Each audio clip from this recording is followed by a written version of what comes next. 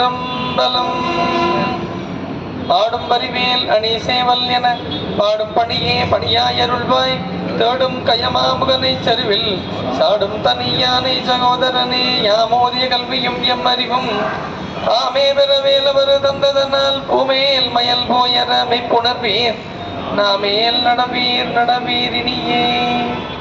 திருவடியும் தண்டையும் சிலம்பும் சிலம்போடு ஒருபடி பேலும் கடம்பும் தடம்பு எம்மாறிரண்டும் மறுவடிவான வதனங்கள் ஆறும் மலர்கண்களும் குருவடிவாய் வந்து என் உள்ளம் குளிர குதி கொண்டவே குருவடிவாய் வந்து என் உள்ளம் குளிர குதி கொண்டவே.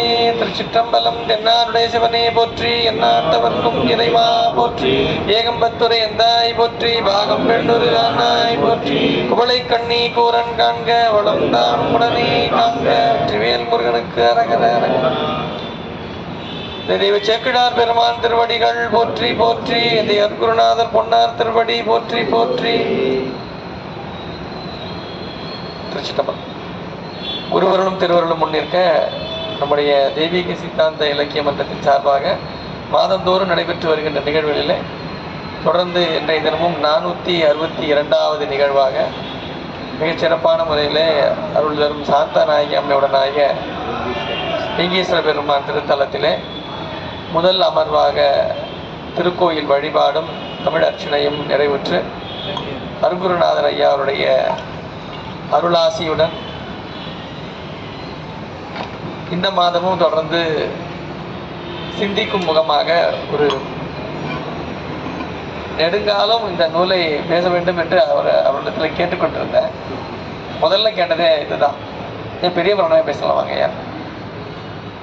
இல்லை, ஏற்கனவே திருவருட்பை நீங்கள் தொடர்ந்து சில காலம் பேசி கொண்டிருந்த காலத்தில் அந்த நூலை நிறைவு செய்து விட்டு அடுத்த நூலை தொடர்ந்து நல்லா இருக்கும்பா அப்படின்னு சொன்னாங்க. எனக்கு நல்லா நினைவு இருக்குது. 2022 டிசம்பர் மாதம் நான் சொல்லும்போது நான் நினச்சேன் ஜனவரி மாதம் ஏதோ ஒரு மாதம் பேச கூப்பிட்டாங்க போல இருக்கு அப்படின்னு ஐயா கூப்பிட்றாங்க.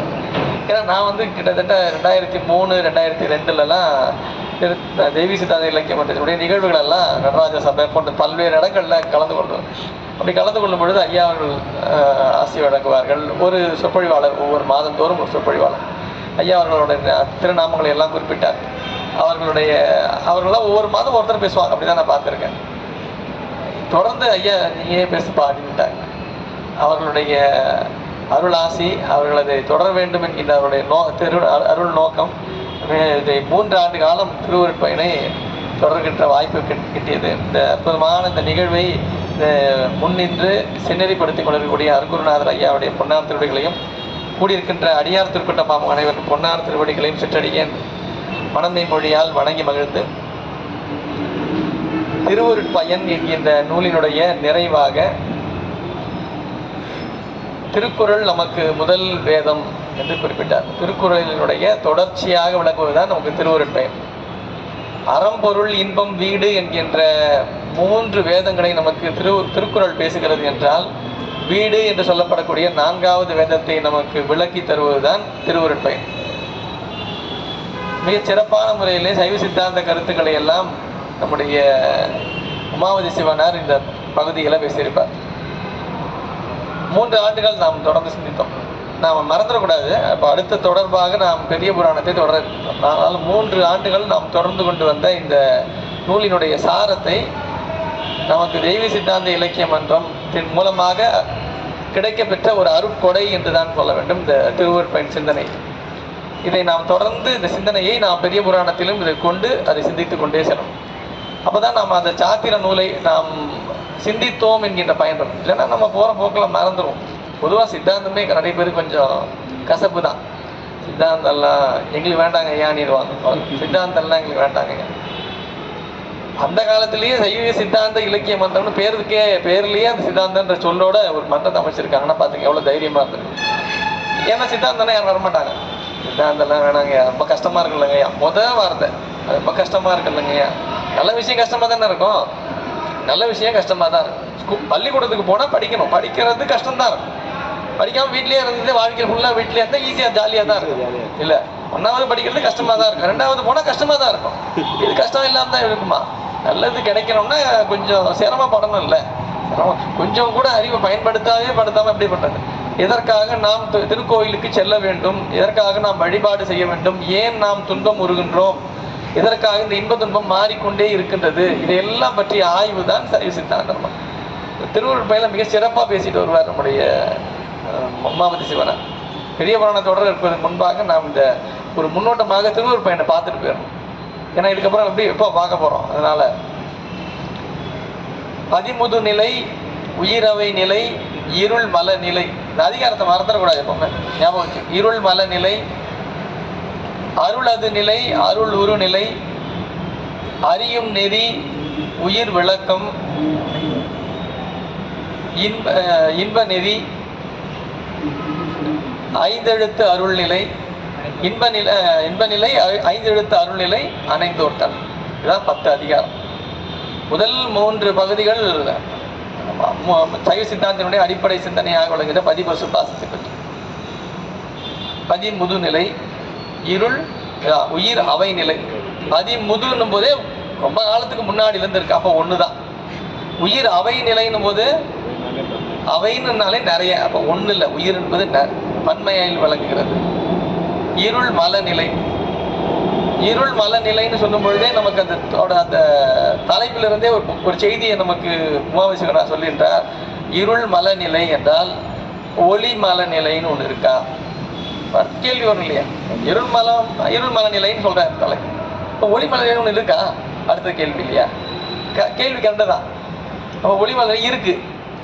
இருள் மலம் என்றால் மலத்திலேயே மிகுந்த இருள், சற்று கொஞ்சம் கூட ஒளியே இல்லாத நிலை, அதான் இருள் இல்லையா? அது எது? அது ஆணவம். இப்போ ஒளி மலநிலைன்றது மாயை, வேற ஒன்றும் இல்லை. மாயை தான் ஒளி மலநிலை. மாயை என்ன பண்ணுது? கொஞ்சமா இருள்ல இருந்து கொஞ்சமா வெளிச்சம், அவ்வளவுதான். நம்மால் நினைச்சிட்டு இருக்கேன் அதை பெரிய உலகம் நினைச்சிட்டு இருக்கேன், அதுவே வாழ்க்கைன்னு நினைச்சிட்டு இருக்கேன். மாயை அது ஒரு இருளில் இருந்தவனுக்கு கையிலே கிடைத்த அகல் விளக்கு போல. விளக்கணையன் விடிவாம் விளக்கணைய அப்படின்றார் சிவஞானம். அது விளக்கு போல. இருட்டில் இருந்தவனுக்கு விளக்கு அடைச்சா அப்படி இருக்கும். அதெல்லாம் இல்லை, விளக்கு இருக்கு, வச்சுட்டு அப்படி கொஞ்சம் கடை தெரியல, அந்த மாதிரி விளக்கு. அப்போ ஒளி நிலை, ஒளிமல நிலை, அருள் அது நிலை. எது அருள்? அருளை இந்த மூன்றிலிருந்து இந்த உயிர் தப்பித்து, இருளிலிருந்து தப்பித்து ஒளி என்று சொல்லப்படக்கூடிய இறையை அடைவதற்கு எது அருள் என்பதை தெரிந்து கொள்ளும். அருள் அது நிலை. அந்த அருளை நமக்கு உணர்த்துபவர் தான் அருள் உரு, குருநாதர். அருள் உரு அந்த குருநாதர் உணர்த்திய பின்பு எது நெறி என்பதை ஆன்மா உணரும், அதான் அறியும் நெறி. ஆன்மா அதை அறிந்த பின்பு அது தன் நிலை என்ன, ஆன்மாவினுடைய தன்னிலை, ஆன்ம தரிசனம், தன்னை உணர்ந்து நிற்கும், அதான் உயிர் விளக்கம். உயிர் விளக்கம் பெற்றவுடன் அந்த எந்த விளக்கத்தை பெற்றதோ அந்த அறிவிலேயே திளைக்கும், அதான் இன்புறு நிலை.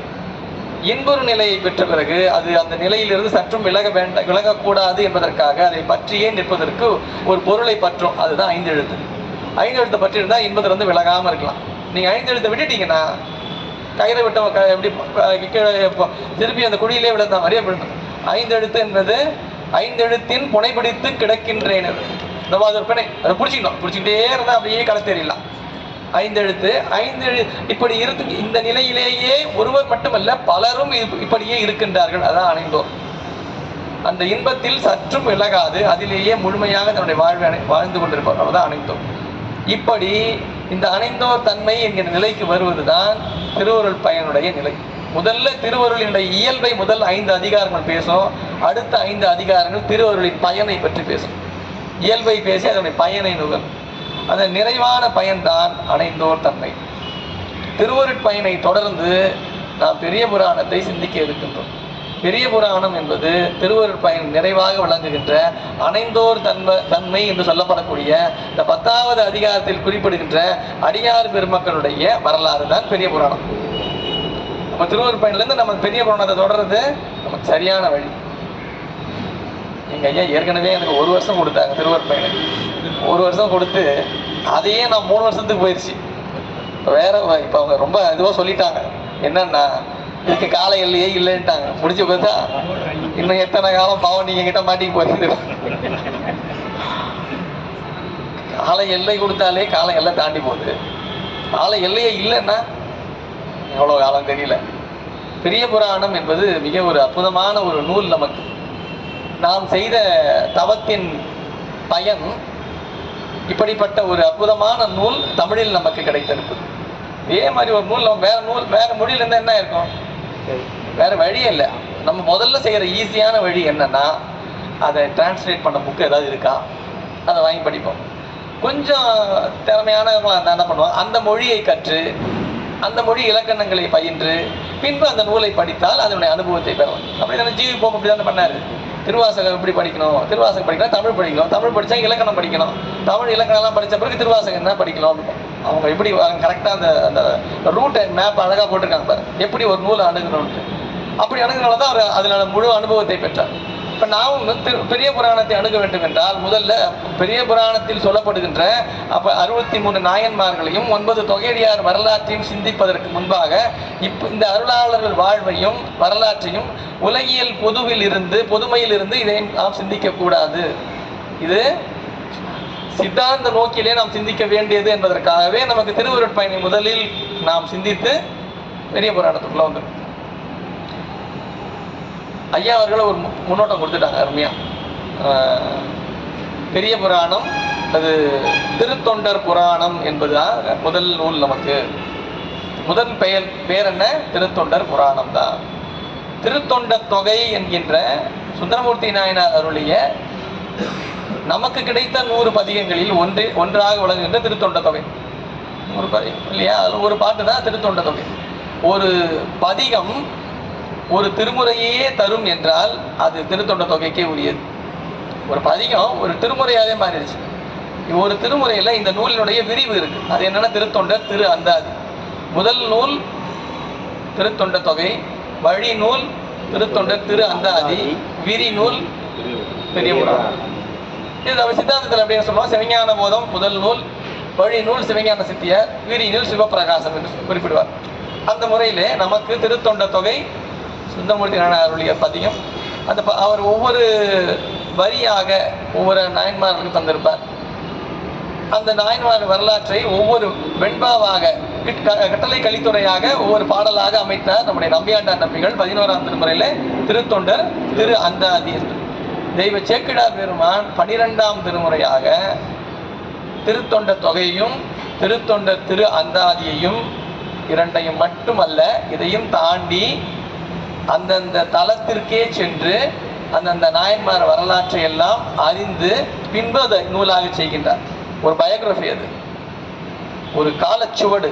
உண்மையில சொல்லணும்னா மற்றைய சமயத்தவருக்கு இல்லாத ஒரு மிகப்பெரிய வாய்ப்பு நமக்கு என்ன என்றால், எல்லா சமயங்களிலுமே அந்த சமய நெறிகளை பின்பற்றுகின்ற பல்வேறு அடியார்கள், பல 100 அடியார்கள் இருந்திருக்கின்றார்கள் ஒவ்வொரு சமயத்திலும் ஒவ்வொரு மதங்களிலும்.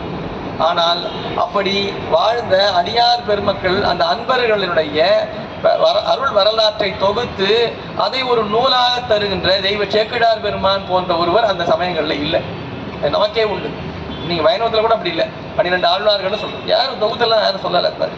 ஆனால் பெரிய புராணத்திலே நமக்கு தெய்வ சேக்கிழார் பெருமான் நாயன்மார் வரலாற்றை மிக அற்புதமாக தொகுத்து விரித்து ஒரு புராணமாக, ஐயா சொன்னாங்க இல்லையா, ஒரு கதையெல்லாம் சொல்லலை. அவர் சும்மா போற போக்கில் எவ்வளோ கதை அடிச்சுட்டு போவோம்ல. பொதுவாக அதாவது எனக்கே சொல்றது கஷ்டம் தான், சொல்லி தான் ஆகணும். சொற்பொழிவாளர்லாம் கொஞ்சம் எக்ஸ்ட்ராவாக பேசுவாங்கன்னு. நீங்க சொல்றதெல்லாம் கொஞ்சம் கூட்டி சொல்லி அப்படியே சொல்லக்கூடாது. எப்பவுமே என்ன உள்ளதை தான் சொல்லணும். செய்திகளை மிகப்படுத்தவும் கூடாது, அதை குறைப்படுத்தவும் கூடாது. மிகைப்படுத்தினா அந்த செய்தியினுடைய உண்மைத்தன்மை குறைஞ்சிடும். அவர் 5 ரூபா கொடுத்தாருன்னு வச்சுக்கோங்க, அவர் ரொம்ப கொடுத்தாருங்க ஏன்னு சொல்லிட்டு வச்சுங்களேன். கொடுத்தாருன்னா எவ்வளோ கொடுத்தாருன்னு சொல்லுங்க, கரெக்டாக கொடுத்தாரு. அது ரொம்ப கொடுத்தாரு, அதிகமாக கொடுத்தாரு, அப்புறம் மாதிரிலாம் கொடுக்கறதுக்கு ஆள் இல்லைன்னு சொன்னேன்னா கொஞ்சம் எக்ஸ்ட்ரா பில்டப் மாதிரி ஆயிடுது. அந்த மாதிரிலாம் பண்ணலை சேக்கிழார் எங்கேயுமே. ரொம்ப சரியாக அந்த நூலை நமக்கு தந்திருக்கின்றார்கள். தமிழர்களுடைய இது பக்தி உடையவர்களுக்கு, சைவ பெருமக்களுக்கு 12ஆம் திருமுறை பக்தி நூலாக மட்டுமல்லாது ஒரு காலத்தில் வாழ்ந்த அன்பர்களுடைய கலாச்சாரத்தையும் அவருடைய பண்பாடுகளையும் அவருடைய நாகரிகத்தையும் அவருடைய வாழ்க்கை முறையையும் நமக்கு கற்றுத்தருவதுதான் பெரிய புராணம். நாம் சிறமேற்கொண்டு போற்ற வேண்டிய ஒரு நூல். நாம் எல்லாம் நாளும் ஓத வேண்டிய ஒரு நூல்ல ஒண்ணு பெரிய புராணம். அதனால பஞ்சபுராணத்துல ஒண்ணு வச்சிருப்பாங்க பெரிய புராணம் பாடம். 11 திருமுறைகள் இறைவனுடைய பெருமையை பேசுகிறது. இறைவனுடைய பெருமையை பேசுகிறது. இறைவன் இப்படிப்பட்டவன், இறைவன் இப்படியெல்லாம் செய்திருக்கின்றான், இறைவன் இப்படியெல்லாம் தருவான், இதையெல்லாம் செய்ய வேண்டும், இப்படியெல்லாம் நாம் இருக்க வேண்டும். இதெல்லாம் 11 திருமுறை. எல்லாம் ரொம்ப கஷ்டம் சார், எல்லாம் இருக்கலாம் சொல்லுவாங்க சார், எல்லாம் இருக்கலாமா? அப்படி வாழ்ந்தவர்கள் தான் 12ஆம் திருமுறை. இந்த 11 திருமுறையில் குறிப்பிட்ட வழியிலே வாழ்ந்தவர்கள் தான் 12ஆம் திருமுறையிலே நமக்கு அருளாளர்களாக தொகுக்கப்பட்டிருக்கின்றார்கள். பல இடங்களில் அடியன் குறிப்பிடுவது, நாம் இதெல்லாம் இது இருக்குன்னு வாழணும்னு சொன்னால் போதும் இல்லை, அது ஒரு நூலாக செய்யும் பொழுது, அதை ஒரு வரலாறாக அமைக்கும் பொழுது, அது நமக்கு அவங்க என்ன செஞ்சிருக்காங்க செய்திகளை தெரிஞ்சுக்கலாம். ஆனால் நமக்கு சைவ பெருமக்களுக்கு அதை 12ஆம் திருமுறையாக்கி 12 திருமுறைகளாக நம்முடைய வேதத்தில் ஒன்றாக அந்த அருள் வரலாற்றையும் கொண்டு வர வேண்டுமா? நம்ம கேட்கலாம் இல்லையா? ஏங்க அதை வைக்கணும்? செய்திகளை, அந்த நெறிகளையும் அந்த கொள்கைகளையும் பின்பற்றி வாழ்ந்தவர்களுடைய வரலாறு மிக மிக முக்கியமானது. இன்றளவும் நாம் ஒரு பொருளை நாம் வாங்க வேண்டும், ஒரு பொருளை நாம் வாங்க வேண்டும், என்ன பண்ணுவோம்? இந்த பொருள் வாங்கலாம் அப்படி கடையில் வச்சு வாங்கிடுவோம். நம்ம அந்த பொருளை இவர் பயன்படுத்தி இருக்கின்றார், யாரு? ஒரு பிரபலம் பயன்படுத்தி இருக்கின்றார், அந்த பொருளை இவர் வாங்கி இருக்கின்றார், அதை அவர். அப்பதான் என்ன ஆகுது? அந்த பொருள் எல்லா இடத்துக்கு போகும். அப்படி சொல்லப்பட்ட நெறியின்படியாக வாழ்ந்தவர்கள் இருக்கின்றார்கள் என்பதை இந்த உலகம் அறியும் வண்ணமாக இறைவன் அன்றே செய்ததுதான் இதை 12ஆம் திருமுறையாக கொண்டது. வாழ்ந்தவங்க இருக்கணும் இல்லையா? இருக்கிறாங்க பாருங்க, காட்டணும்ல. ஒருத்தர் ஒரு செய்தியை சொல்றோம்னா அந்த செய்திக்கு உறுதியான ஒன்றாக வாழ்ந்தவர்களை நம்ம கண்ணுக்கு முன்னாடி காட்டணும். அப்படி காட்டப்பட்டவர்கள் புனையப்பட்டவர்களாக வாழ்ந்தவர்களாக இருக்கணும். பெரிய புராணம் மொழிபெயர்ப்பு நூல் அல்ல. இதே தமிழகத்தில், நாம் வாழ்கின்ற இதே தமிழகத்தில் நடந்தேறிய ஒரு வரலாறு. இது உண்மை வரலாறு. இன்னைக்கும் இதுல குறிப்பிடப்படுகின்ற பல்வேறு தலங்களுடைய பெயர் அப்படியே இருக்கு. இன்னும் சொல்ல போனா கலியநாயனார் என்கிற ஒரு நாயனார் வரலாற்று சொல்லுவார் சேக்கிழார் பெருமான். அவர் வாழ்ந்த தெருவினுடைய பெயரை சொல்வார். சக்கரவாடி தெருன்னு தெருவோட பேர் சொல்றார். இன்னைக்கு அந்த தெரு இருக்கு. நீங்க திருவொற்றியூர் போனா சக்கரவாடி தெரு பார்க்கலாம். இன்னைக்கு அந்த தெரு பேர் இருக்கு. இப்படி அது ஒரு கால கணக்கு நமக்கு பெரிய புராணம் என்பது. சேக்கிழார் பெருமான் சுந்தரமூர்த்தி நாயனார் ஒரு வரையறை செய்து நமக்கு அந்த திருத்தொண்ட தொகையை அமைக்கின்றார். ஏற்கனவே குறிப்பிட்டிருப்பேன்னு நினைக்கிறேன், இருந்தாலும் புதிதாக செய்தியாக இருப்பேன். திருத்தொண்ட தொகையை செய்கின்ற நம்முடைய சுந்தரமூர்த்தி நாயனார் அந்த நூலிலே 60 நாயன்மாருடைய பெயர் திருநாமங்களை குறிக்கின்றார். 60 நாயன்மார் சொல்லி நிறைவாக சடையனாருக்கும் இசைஞானியாருக்கும் மகவனாகிய தன்னை குறிப்பிடுகின்றார். பின்னே வந்த நம்பியாண்டார் நம்பிகள் அவர் மூவரையும் சேர்த்து 63ஆக கொள்ளுகின்றார். தேவி சேக்கிழார் பெருமான் அதில் கருத்து மாறுபடாமல் அதையும் சேர்த்து அவர் 63ஆகவே பதிவு செய்கின்றார் சேக்கிழார். அது நன்றி கடப்பாடு. யாருக்கு? நம்பியாண்டார் நம்பிகளுக்கு அவர் செய்கின்ற நன்றி. அவங்க மாற்றக்கூடாது. அவங்க நம்ம தனக்கு முன்னே வாழ்ந்தவர்களை எந்த அளவுக்கு போற்றுகிறார்கள்னு பார்க்கணும். அது ரொம்ப முக்கியம். அப்போ 63ன்னு, அப்போ அந்த 60 பேரை குறிப்பிடுகின்ற நம்முடைய சுந்தரமூர்த்தி நாயனார் ஒரு வரையறையை செய்கின்றார் அந்த திருத்தொண்ட தொகையில. நம்ம திருத்தொண்ட தொகையை எல்லாரும் ஓதுவோம். அதுல அதை கவனிச்சிருப்போமான்னு நீங்க பாத்தீங்கன்னா தெரியும். சில நாயன்மார்களுக்கு அடியேன் என்று குறிப்பிட்டிருப்பார். சில நாயன்மார்களுக்கு அடியாருக்கும் அடியேன்னு குறிப்பிட்டிருப்பார். ஏதோ பாட்டு எழுதிட்டே வந்தாரு சார், திடீர்னு ஒரு கேப் இருந்தது, அங்கே அடியாருக்கு அடியான்னு போட்டு, இங்கே ஒரு கேப் இல்லை, அடுத்து லைனாக ஃபுல்லாக இருந்துச்சு அடியான்னு போட்டு. அப்படியாண்ணா? அப்படிலாம் இல்லை, அவர் ஒரு குறிப்பாக தான் போட்டிருக்கார். நீங்கள் அப்புறம் வீட்டுக்கு போயிட்டு எல்லாம் எடுத்து பார்த்தீங்கன்னா தெரியும் உங்களுக்கு. அடியேன் என்று சில நாயன்மார்களுக்கும் அடியாருக்கும் அடியேன் என்று சில நாயன்மார்கள் பதிவிட்டிருப்பார். இந்த அடியாருக்கும் அடியேன் என்பவர்கள் யார் என்றால் அந்த நாயனார்களோட அந்த குறிப்பிடுகின்ற நாயன்மார்கள் அவர்களுடைய பணி, அவர்களுடைய தொண்டு என்பது அவர்களை தொடர்ந்து இன்னொருவர் அதை தொடருவார், அவரை தொடர்ந்து இன்னொருவர் தொடருவார். அப்படி வழியாக உதாரணமாக இளையான்குடி மாறநாயனார் என்ன பண்றாரு? உணவிடுதல். நம்ம வரலாறு பார்க்க சிந்திக்க இருக்கோம். நம்ம உணவிடுகின்றார். அவர் உணவிடுகின்றார், அற்புதமான பணியை செய்கின்றார். அவர் காலத்தில் வாழ்ந்த ஒரு அன்பர் அவரை பார்த்து போற்றுகின்றார். ஐயா, உங்களை மாதிரி நானும் செய்கிறேங்க ஐயா. இப்போ ஐயா சொன்னாங்கல்ல, எனக்கு பின்பு அடுத்தது இவங்கெல்லாம் தொடரணும். தந்தையார் தொடர்ந்தார், தந்தையார் ஐயா தொடர்கின்றார், ஐயா அடுத்து வரும். இப்போ வழியாக இப்படி வழியாக வருகின்ற பணி என்பது அடியாருக்கும் அடியார் இதெல்லாம் வழியா வரலாம். அப்போ இந்த பணி என்பது தொடர வேண்டிய பணி அப்படி என்பதாக குறிப்பிடுகின்றார் சுந்தரமூர்த்தி. சில பேருக்கு அடியேன்னு போட்டிருப்பார். அந்த நாயன்மார்களுடைய பணி தொடர முடியாது, அது செயற்கரும் செயல், அது படிப்பினை. கலைமலிந்த சீர் நம்பி கண்ணப்பருக்கு அடியார்க்கும் அடியன் இல்ல, கலைமலிந்த சீர் நம்பி கண்ணப்பருக்கு. அந்த மாதிரி யாரும் கண்ணை பிடிங்க வைக்க வேண்டாம். யாரோ வழி வழியா வந்துட்டே இருக்காங்க. சுந்தரமூர்த்தி நாயனார் என்ன சொல்றாருன்னா, இளையான்குடி மாறினார் வழியில வர இன்னொரு அடியாரு, அவருக்கு வர அடியாரு, அவருக்கு வர அடியாரு, எத்தனை அடியார்கள் நாளைக்கு வந்தா கூட சரி அவங்களுக்கு நான் அடியேன்னு. சுந்தரமூர்த்தி நாயனார் எவ்வளவு பொதுமை நிலை பாருங்க. இன்னும் எத்தனை பேர் வர போறாங்கன்னு தெரியாது. தில்லைவாழ் அந்த நேரம் அடியாருக்கும் அடியா, அந்த வழியில எத்தனை பேர் இன்னைக்கு வரைக்கும் வந்திருப்பாங்க, அவங்க வரைக்கும் நான் அடியேன். அப்படி வழி வழியா வந்து கொண்டே இருப்பாரு. அப்பனா அவர்கள் பணி என்பது தொடர வேண்டிய பணி. சில அடியார்களை பார்ப்பாரு, இப்படி எல்லாம் இருக்க முடியுமா, அடியேன் அவ்வளவுதான், முடிஞ்சு போச்சு, நாம அவன் அடியேன் அவ்வளவுதான். இல்லையே என்னாத இயற்பகைக்கும் வரலாறு நான் சொல்றதுக்கு போது நான் ஏற்கனவே இந்த வரலாறுலாம் பேசிட்டேன். கொஞ்சம் பாதி வரைக்கும் முடிச்சுட்டேன். இதுல பேசிட்டு இருக்கேன் வேற இடத்துல. அந்த வரலாறு சொல்லும்போது கொஞ்சம் ரொம்ப நெருடலா இருக்கும். எப்படி முடிக்க போறோம், எப்படியாவது முடிக்க போறோம், சாமி பார்த்துப்பாரு நம்ம. ஏன் மனைவி பெருமான் வந்து வேடதாரியாக வந்து கேட்கின்றார், தர வேண்டும். எப்படி இது நடக்குமாது?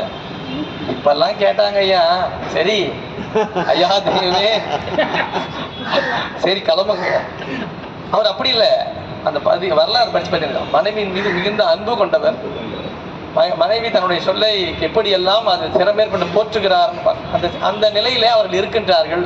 அவர்களை தன் உடைமை எல்லாவற்றையும் தருவதற்கு தயாராக இருந்தார்கள். இதுதான் ஒரு இந்த செய்தியில பார்த்தேன். இந்த அடியேன் என்பது படிப்பினை, அடியார்க்கும் அடியேன் என்பது பின்பற்றுவதற்கு உரியது. அதைதான் சுந்தரமூர்த்தி நாயனார் பதிகத்தில் வச்சிருப்பார். சேக்கிழார் பெருமான் அதை கரெக்டாக அதை நம்ம காமிச்சிருப்பார் பதிகத்தில். தெய்வ சேக்கிழார் பெருமான் இந்த 63 நாயன்மார்களையும் 9 தொகையடியார்களையும் சேர்த்து சோழ மன்னர்களிலே தலை சிறந்த மன்னராக விளங்கிய மன்னுயிரி சோழனுடைய அருள் வரலாற்றையும் உள்ளடக்கி ஒரு அற்புதமான புராணத்தை செய்கின்றார். அதுக்கு பேர் தான் திருத்தொண்டர் புராணம் என்பது. இந்த திருத்தொண்டர் புராணம் ஐயா பிற்பட்டது.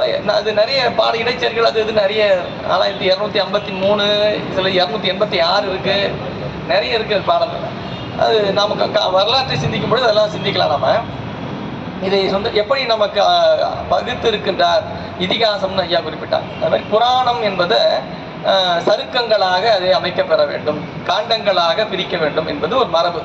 அது காண்டங்கள். இப்போ நம்ம ராமாயணம் தான் காண்டங்கள்ல இருக்கு இல்லையா, அது மாதிரி மகாபாரத காண்டம். அது போல இது 2 காண்டங்களாக பெரிய புராணம் பிரிக்கப்படுது. மொத்தம் இந்த 2 காண்டங்கள்ல 13 சருக்கங்களாக இதை பகுக்கின்றார் சேக்கிழார் பெருமான். 2 காண்டம் 13 சருக்கம். இந்த 13 சருக்கங்கள்ல முதல் 5 சருக்கங்கள் மட்டும் முதல் காண்டத்தில் வந்துடும். 6லிருந்து 13 வரை இருக்கிறது 2ஆம் காண்டமாக பகுத்து நமக்கு காட்டுகின்றார். இந்த சருக்கங்கள் என்பதை எப்படி அமைக்கிறார் அப்படின்னா ரொம்ப எளிமையா நம்ம தெரிஞ்சுக்கலாம்.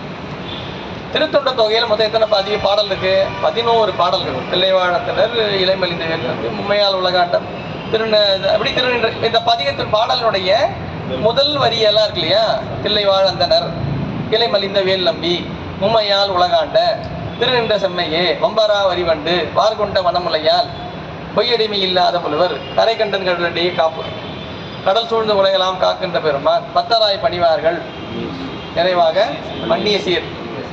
11 பாடல். 11 பாடல்களையும் முதல் வரியை தொடரை கொண்டு ஒரு சருக்கம் அமைக்கின்றார். அதான் அந்த சருக்கம். தில்லைவாழந்தன சருக்கம், இளைமலிந்த வேல் நம்பி சருக்கம், இப்படி 11 சருக்கங்கள். இதற்கு முதலாக அந்த தலத்தை பற்றிய செய்திகளையும் எல்லாம் அமைக்கின்ற ஒரு பாயிரம், இதெல்லாம் அமைக்கின்ற திருநாட்டு சிறப்பு, திருமலை சிறப்பு, கூட்டச்சிறப்பு என்றெல்லாம் திருநகர சிறப்பு எல்லாம் அமைச்சு அதை திருமலை சருக்கம் என்கிற தலைப்பிடுறாரு. திருமலை சருக்கத்தில் இதெல்லாம் பாயிரம், திருநகர சிறப்பு, திரு நாட்டு சிறப்பு, கூட்ட சிறப்பு, இதெல்லாத்தையும் அமைச்சு இதை ஒரு பகுதியாக அமைக்கிறார். இது திருமலை சருக்கம்னு என்ற தலைப்பில் வருது. நிறைவாக இந்த மன்னிய சீர் சருக்கத்திற்கு அடுத்ததாக வெள்ளானை சருக்கம்னு ஒரு செய்கிறார். சுந்தரமூர்த்தி கைலாயம் கிளம்புறார். அதான் வெள்ளானை சருக்கம். அது வெள்ளானை சருக்கம் என்பது திருமலை சருக்கமும் சுந்தரமூர்த்தி நாயனார் சொல்லாத ஒரு செய்தியை அவரு சொல்லாத செய்தியில சருக்கங்களாக அது தனித்தனியாக அமைக்கிறார். ஏன்னா சுந்தரமூர்த்தி நாயனாருக்கு நன்றி சொல்லணும் இல்லையா, அவர் எல்லாம் திருத்தொண்டத்தை கிடைச்சிருக்காரு. அவர் கிளம்பி வர திருப்பி கிளம்பி போறார். அது அவர் கிளம்பி வர்றத திருமலை சருக்கத்திலையும் திருப்பி கிளம்பி போறத வெள்ளானை சருக்கத்திலையும் பதிவு பண்றார். இதுக்கு நடுவில் சொன்னது சுந்தரமூர்த்தி நாயனார் சொன்ன செய்தி என்பதாக அமைத்து செய்திகளில் எங்கேயுமே சுந்தரமூர்த்தி நாயனாரை மாறுபட்டு எங்கேயுமே பேசியிருக்க மாட்டார்.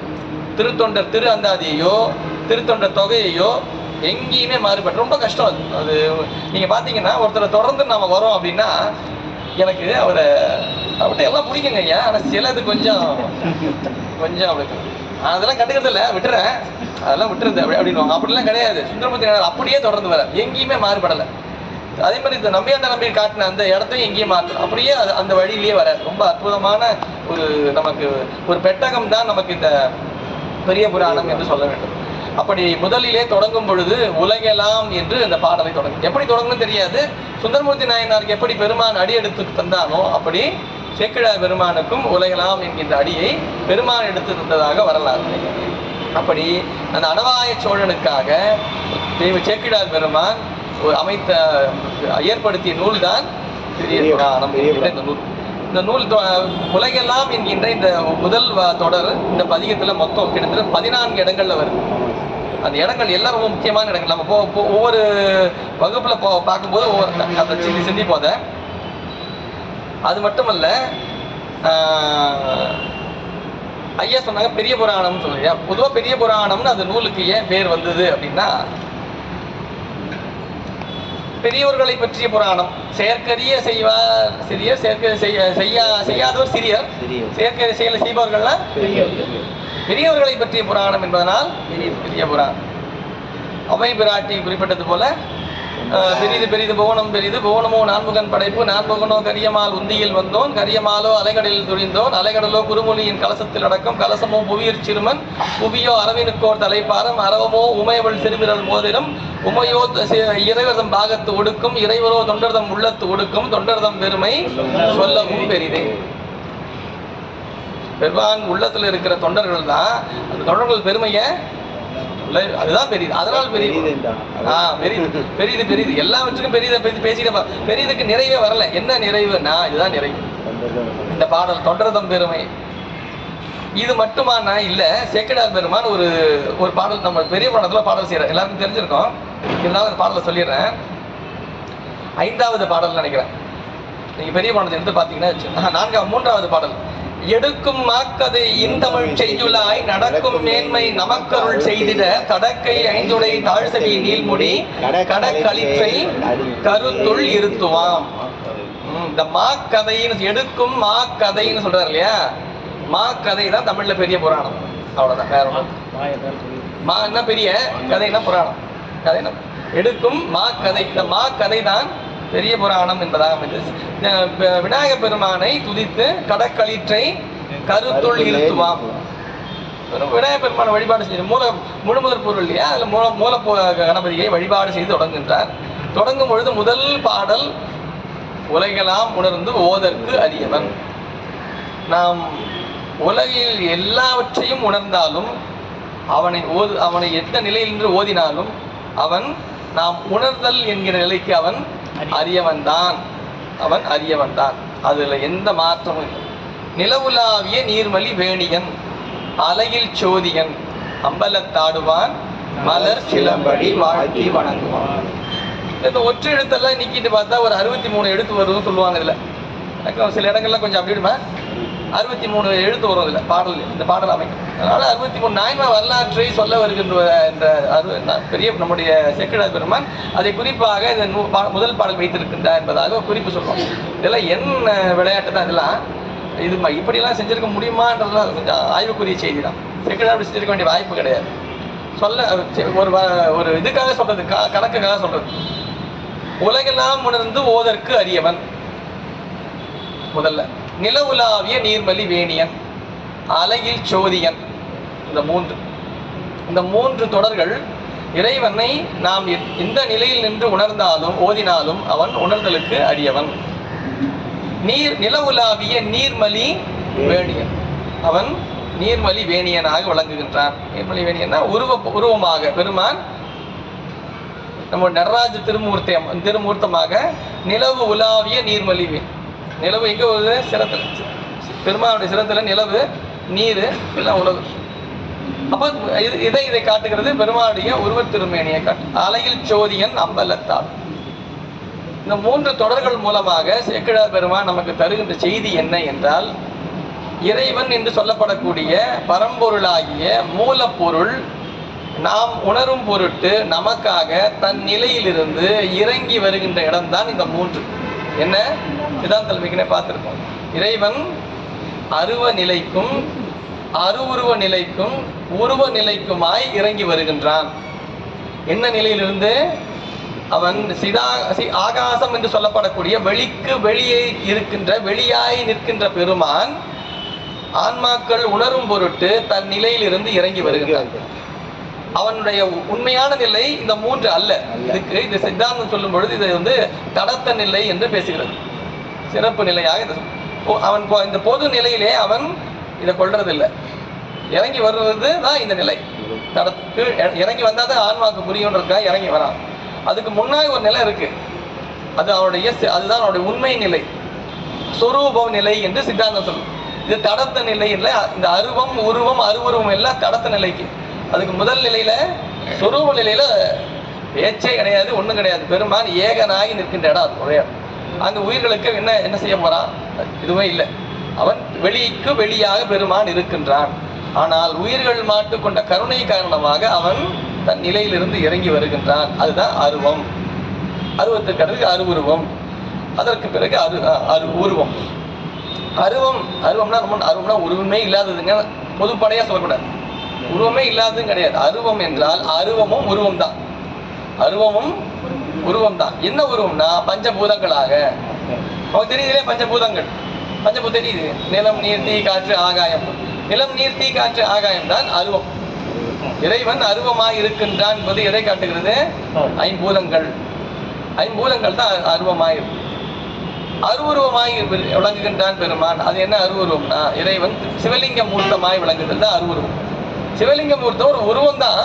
ஆனால் இப்படிப்பட்ட உருவம்னு நீங்க வரையறை சொல்ல முடியாத ஒரு உருவம் அது. சோதி என்று சொல்லப்படக்கூடிய பெரும் சோதிக்கு ஒரு குறியீடாக அமைத்தது தான். அதற்கு ஒரு பானம் அமைத்து, அதற்கு கோமுகம் அமைத்து, பீடம் அமைத்து, அது என்ன வடிவம்னு தெரியாது, ஒரு வடிவமாக கொள்ளுகின்றார். அது அருவுரு. இதற்கு பிறகு நாம் எல்லாம் நம்மை போன்ற ஒரு மானிட வடிவமாக கொள்வதுதான் உருவம். இந்த உருவ மூர்த்தம் தான் நமக்கு சொல்லுகின்ற மாகேஸ்வர மூர்த்தங்கள். 25 மாகேஸ்வர மூர்த்தங்கள். அதில் ஒன்றுதான் நடராஜ பெருமான், கஜமுகாக்னர், முருகப்பெருமான், அம்மையப்பர். இப்படி பல்வேறு மூர்த்தங்கள் நமக்கு 25 மூர்த்தங்கள். இறைவன் அருவமாக விளங்குகின்றான். எப்படி? உலகெல்லாம் உணர்ந்து ஓதற்கு நில உலாவிய நீர்மலி வேணியன் உருவ பொருளாய் வழங்குகின்றான். அலையில் சோதியன் அருவுருவமாக வழங்குகிறான். அப்படிப்பட்ட பெருமான் தான் அம்பலத்தாடுவான் மலர் சிலம்படி வாழ்த்தி வணங்குவான். அது எந்த அடியை குறிப்பிடுகின்றார்? மலர் சிலம்படி. சிலம்படி என்றால் இடது திருவடியை குறிப்பிடுகின்றார். திருவருள் என்பதுதான் இடது திருவருள். அப்போ திருவடியை நாம் போற்றுவோம்னு சொல்லி முதல் பாடல்ல தொடங்குகின்றார். தொடங்கும் பொழுதே என்ன சொல்றாரு? அம்மை திருக்குறிப்பை பெற்று, திருவருளை பெற்று இந்த நூலை நமக்கு சேக்கிழார் பெருமான் அமைக்கின்றார். நாம் இந்த பாடலாகலாம் ஏற்கனவே நேரம் நமக்கு ஓப்பன்னு சொல்லிட்டாங்க. இந்த ஓப்பன் புக் மாதிரி தொலை வேணா ஓப்பன். அதனால நம்ம பாடலாக சிந்திப்பதை தாண்டி நாம் குறிப்பிட்ட ஒரு சில பாடல்களை சிந்தித்து அந்த பாடல் நினைவில் கொண்டு அந்த புராணத்தை ஓதும் பொழுது அந்த பாடலை நாம் முடிந்த அளவு அதை நாம் மனநமாவது செய்து கொள்ள வேண்டும். அதுதான் நமக்கு அந்த புராணத்தை பாடம் செய்யணும். பாடல்னா அந்த நாயனாரை பற்றி சிந்திக்கணும்னா குறைஞ்சபட்சம் அந்த நாயனாருக்குரிய ஒரு பாடலையாவது நாம் சிந்தனையில் வச்சுக்கணும். இப்போ முதல் பாயிரத்தின் முதல் பாடல் தான் நமக்கு உலகெல்லாம் உணர்ந்து ஓதற்கரியவன் நிலவுலாவிய நீர்மலி வேணியன் அலையில் சோதியன். அது அலையில் சோதியன். அலையில் சோதியன் என்றால் அது சோதி பொருள். அது எப்படிப்பட்ட சோதி? அரும்பெரும் சோதி. அந்த அரும்பெரும் சோதிக்கு அது எந்த ஒரு அளவிற்கு உட்பட்டது என்றால் அது அளவிற்கு உட்பட்டது அல்ல. இந்த அளவு தான் இந்த சோதி என்பதாக நம்மால் வரையறை செய்ய இயலாது. வரையறைக்கு உட்படாத சோதி அப்படின்னு சொல்லணும். வரையறை ஒரு வகுப்புக்கு உட்பட்டது அல்ல, ஒரு வரையறைக்கு உட்பட்டது அல்லன்னு சொல்லணும். எப்படி சொல்றது? அது அலகில். இந்த அலகுன்னு சொல்லும் பார்த்தீங்களா, நமக்கு ஆங்கிலத்தில் யூனிட்ஸ்ன்னு போடுவோம். Units 1 centimetre equal to 10 units அப்படி போடும் பார்த்தீங்களா. இதெல்லாம் கிராஃப் எல்லாம் வரைக்கும். அலகுன்னா யூனிட். நீங்க எந்த ஒரு அலகுக்கு உட்பட்டவன் அல்ல. அளவுக்கு உட்பட்டவன் அல்ல. அந்த சோதி என்பது ஒரு அளவுக்கு, இந்த அளவு உயரமா இருக்குமா, அந்த அளவு உயரமா, அது அரும் பெரும் சோதி, அருமைக்கெல்லாம் அருமையான சோதி, பெருமைக்கெல்லாம் பெருமையான சோதியாக விளங்குவது. அது அழகு இல்லை, அதற்கு அழகு இல்லை. அப்படிப்பட்ட சோதி அது எது என்றால் அதுதான் அம்பலத்தில் ஆடுகிறது, அதுதான் அம்பலத்தில் ஆடுகிறது. அப்போ இங்கே இந்த உருவம் பொருளாக அம்பலத்தில் ஆடுகின்ற பெருமான் எங்கிருந்து நமக்கு இங்கு தென்படுகின்றான் என்றால் அவன் பெருவெளி என்று சொல்லப்படக்கூடிய ஆகாயங்களுக்கெல்லாம் மேலான ஆகாயமாக, அதாவது வெளிக்கு வெளி கடந்துன்னு வர, வெளிக்குள் வெளி, அந்த பெருவெளியாக விளங்குகின்ற அந்த வெளியிலே விளங்குகின்ற பெருமான் உயிர்கள் மாட்டுக்கொண்ட கருணை காரணமாக இந்த அம்பலத்திலே நமக்கு கூத்தை நிகழ்த்துகின்றான். கூத்தை நிகழ்த்துதல் என்பது எதை குறிக்கிறது? உண்மை விளக்கம் எல்லாம் படிச்சிருப்பீங்க, ஏற்கனவே பார்த்துருப்பீங்க, சிந்திச்சிருப்பீங்க. கூத்து என்பது எதை குறிக்கிறது? அவன் இயக்கத்தை குறிக்கிறது. அவன் இயங்குகின்றான், எல்லாம் இயங்குகிறது, உயிருக்கு எல்லா வினைகளையும் ஊட்டப்படுகிறது, அதுதான் அவன் இயக்கம். அது உயிர்களின் மேல் இருக்கின்ற நிலையை பொறுத்தது. அது எந்த நிலையிலே விளங்குகிறது? அது உலகியலில் விளங்குகிறது என்றால் அதற்கு ஒரு மாதிரியான கூத்து. அது நெறியில் நின்று வழிபாடு செய்கின்றதா, அதற்கு ஒரு மாதிரி. நெறியில் நின்று வழிபாடு செய்து ஒரு நிலையை அடைந்து விட்டது என்றால் அதை கூத்து வேற. இப்படி கூத்து மாறிக்கிட்டே இருக்கும். அப்ப என்ன? அதுதான் சித்தாந்தம் பேசுகின்ற மூல நடனம், ஞான நடனம், ஆனந்த நடனம். நம்ம சிதம்பரத்தில் பார்க்கறது ஆனந்த நடனம் தான். அது எங்க அது வருது? பெருவெளியிலிருந்து நடக்கின்ற அந்த நடனம் தான் வியாக்கரபாதர், பதஞ்சலி என்று சொல்லப்படக்கூடிய இருவருக்காக பெருமான் தில்லையிலே இங்கே கூத்தை நிகழ்த்துகின்றார். அங்க போய் பார்க்க முடியாது, அதை இங்கே பெருமான் நமக்காக நிகழ்த்தி காட்டுகிறது தான் இந்த திருக்கூத்து என்பது. இப்போ இந்த கூத்து பெருமானுடைய உருவம் என்கின்ற நிலை எப்பொழுது வருகிறது, எங்கிருந்து வருகிறது? அந்த சொரூப நிலையில் இருக்கின்ற நிலை, உண்மை நிலையில் இருந்துதான் இந்த உருவ நிலை நமக்கு கிடைக்கப் பெறுகிறது. அங்கு இருக்கின்ற இறைவன் வேறு, இது வேறு அல்ல, இரண்டும் ஒரு பொருள் தான். மணிவாசக பெருமான் ஒரே தொடர்ல இந்த ரெண்டு செய்தியை சொல்லுவார்.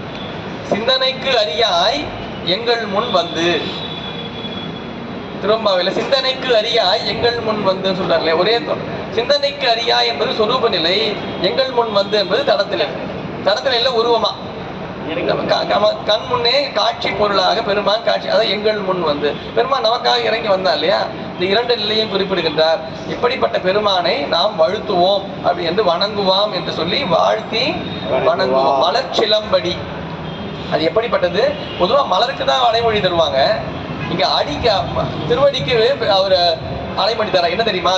அது மலரடி, அது மலர் சிலம்படி. அப்போ எதை குறிக்கிறது? சிலம்பு என்பது எதை குறிக்கிறது? சிலம்பது ஒலி, ஒலி தானே, சிலம்பு ஒலி வருது இல்லையா?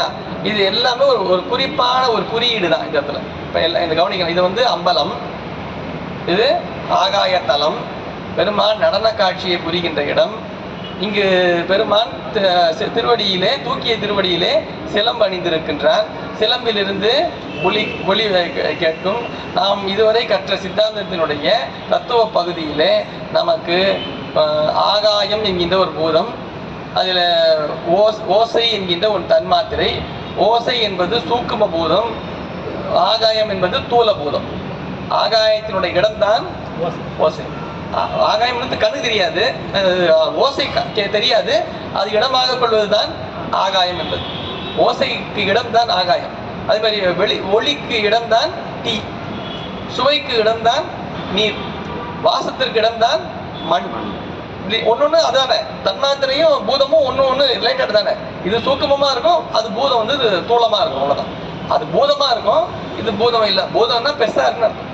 பூதம் மாதிரி இருக்காம பாருட்டாங்களே, பூதம்னா பெருசா இருக்குன்னு அர்த்தம், வேற. இது பருத்த நிலையிலே விளங்குவது, இது அதோட நுண்மையான நிலையில விளங்குவது. சுவை ஒளி ஊறு ஓசை நாற்றம் தான் நீர், மண் நீர் தீ காற்று வெளி ஆகாயமாக விளங்குவது. அப்போ இதுல ஆகாயத்தினுடைய தன்மாத்திரையாக விளங்குகின்றது ஓசை. அப்ப அங்க ஆகாயத்திற்கு எது நுண்மை? ஆகாயத்துடைய நுண்மை எது? ஓசை. சிதம்பரம் சென்று சிதம்பர ரகசியம் பார்த்தீர்களா என்றால், சிதம்பர ரகசியம் பார்த்தேன். எப்படி ரகசியம் பார்க்க முடியும்? சிதம்பர ரகசியம் எப்படி பார்க்க முடியும்?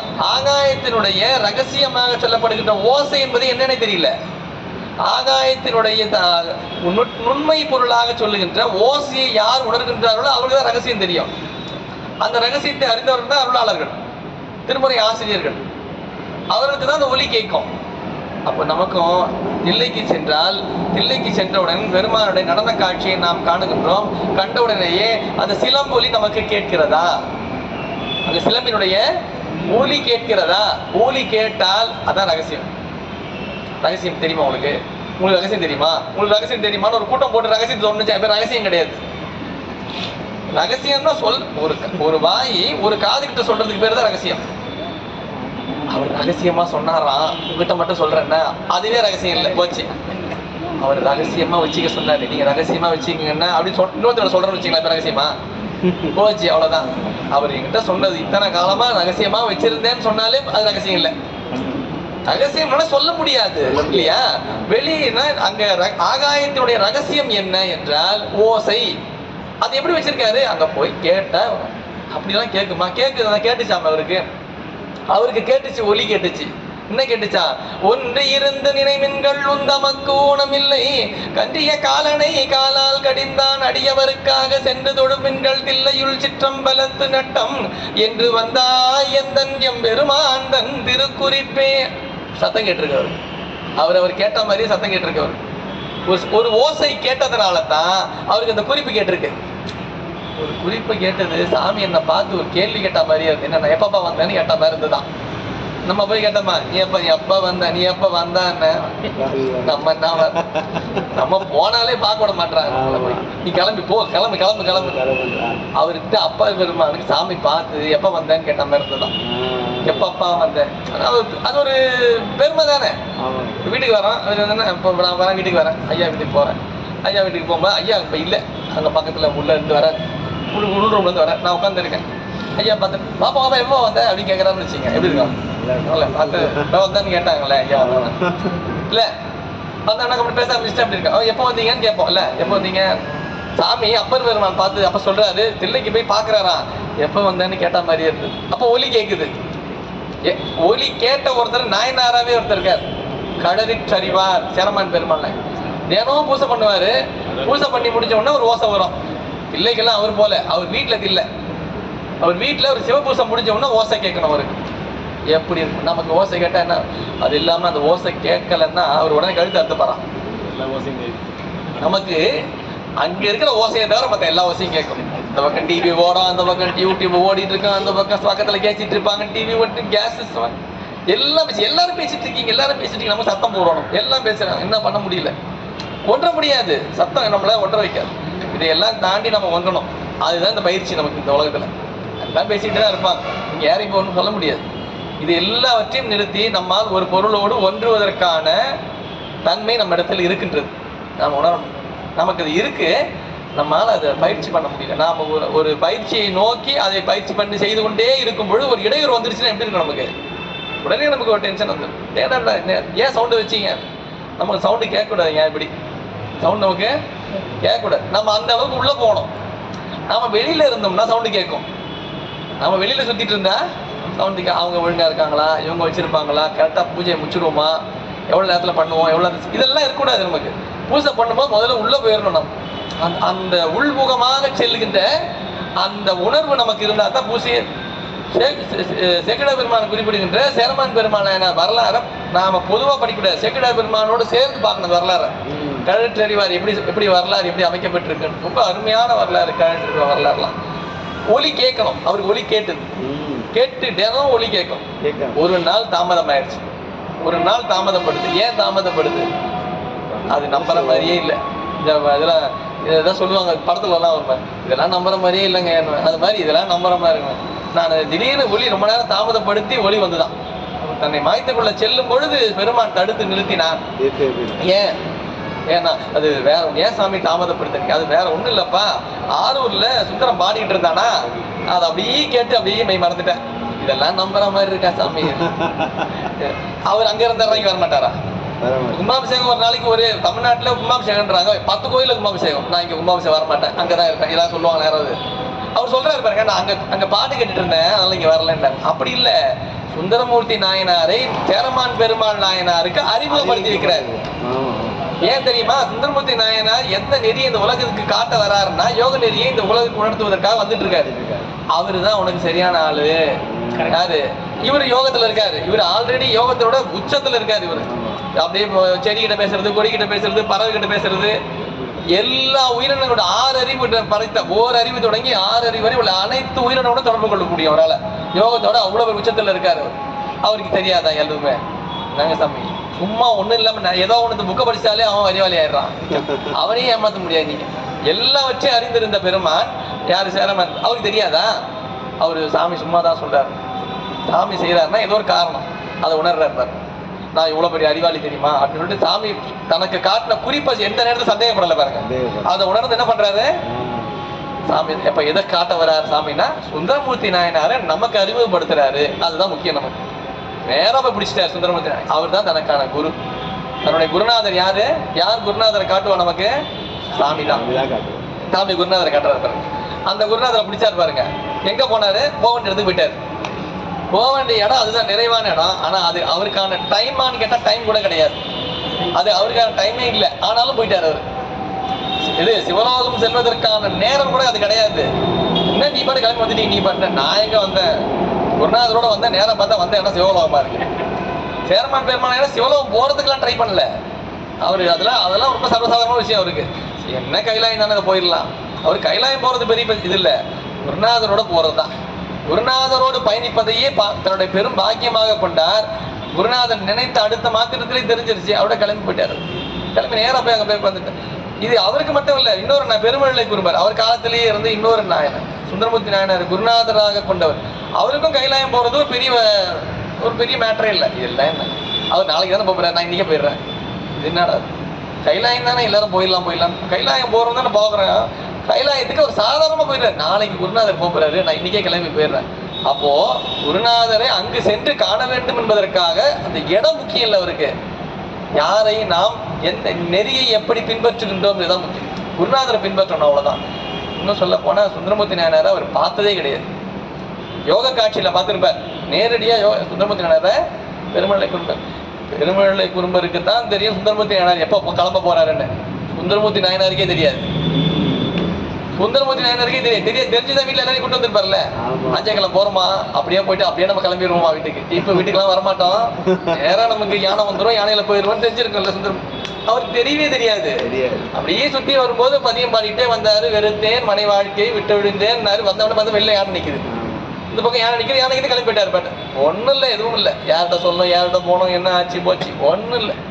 சேரமான் பெருமான் கோதையாரை மட்டும் நினைச்சாராம். அவருக்கு தெரிஞ்சிருச்சு, அவரு கிளம்பிட்டார் கூட. இதெல்லாம் எப்படி நடக்குது? எல்லாம் யோகத்திலே ஒரே சூழல் இருக்கின்ற ஒருவரை எல்லாரும் பெருமான் ஒன்றாக இணைக்கின்றார். இது பெரிய புராணத்துல சேக்கிழார் பெருமான் ரொம்ப அருமையா சுந்தரமூர்த்தி நாயனாருக்கு தனி புராணமே வைக்க மாட்டார். சுந்தரமூர்த்தி நாயனார்ல தான் ஒரு புராணமே வருது. நீங்க இந்த எந்த புராணம் எடுத்து பாத்தீங்கன்னா எங்கேயுமே சுந்தரமூர்த்தி நாயனார் புராணம்னு இருக்காது. தடுத்தாட்கொண்ட புராணத்துல கொஞ்சம் செய்தி சொல்லியிருப்பாரு. ஏர்கோன் கலிக்காம நாயனார் புராணத்துல கொஞ்சம் வரலாறு சொல்லியிருப்பாரு. கதிர்ச்சரிவார் வரலாறுல சொல்லியிருப்பாரு. வெள்ளாண்மை சரித்திரத்தை சொல்லியிருப்பாரு. ஏன் சுந்தரமூர்த்தி நாயனாருக்கு தனி சருக்கமோ தனி புராணமோ தேவையில்லை. எல்லா புராணங்களிலுமே உள்ளீடாக இருப்பது சுந்தரமூர்த்தி நாயனார் தான்.